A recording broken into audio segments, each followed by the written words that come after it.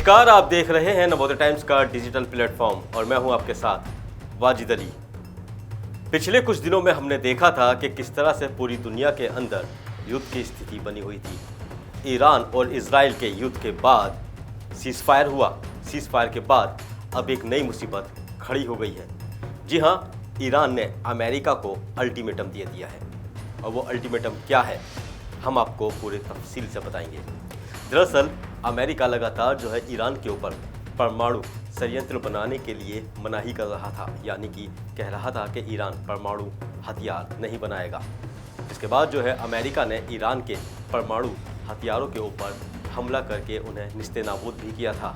जिसके बाद ईरान ने भी बदला लेने के लिए कतर में अमेरिकी सैन्य ठिकानों पर हवाई हमले किए थे। जिसके बाद दोनों देशों में समझौता हुआ, ईरान इजराइल के बीच में सीज़ फायर हुआ। उसके बाद अब अमेरिका ईरान से चाहता है कि वो टेबल पर बैठकर बातचीत करे, लेकिन ईरान ने साफ कहा है कि बातचीत जब तक संभव नहीं है, जब तक अमेरिका लिखित रूप में गारंटी नहीं देता है कि बातचीत के दौरान या बातचीत के बाद जो है अमेरिका ईरान के ऊपर हमला नहीं करेगा। साफ तौर पर ईरान ने यह भी कह दिया है कि अमेरिका अगर कोई चाल चलने की कोशिश भी करता है तो उसका मुंह तोड़ जवाब दिया जाएगा, जवाबी कार्रवाई की जाएगी। इसी पर देखिए हमारी ये खास रिपोर्ट। ईरान ने अमेरिका को साफ संदेश दे दिया है कि जब तक उसे यह भरोसा नहीं दिलाया जाता कि परमाणु बातचीत के दौरान उस पर कोई सैन्य कार्रवाई नहीं होगी, तब तक किसी भी तरह की प्रत्यक्ष बातचीत संभव नहीं है।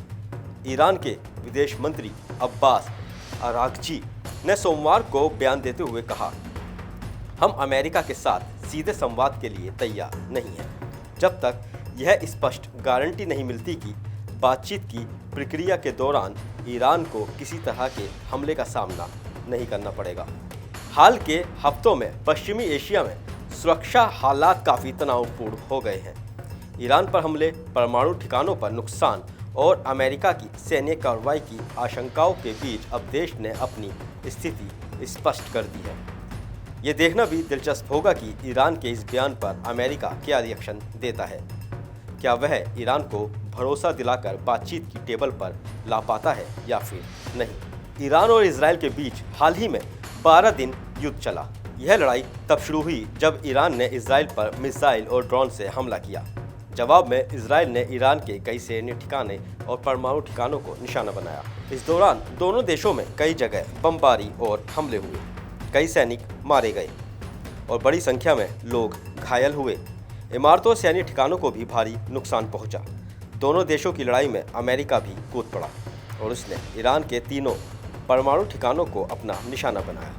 अंत में अमेरिका राष्ट्रपति डोनाल्ड ट्रंप ने दोनों देशों के बीच सीज़ फायर की घोषणा की थी।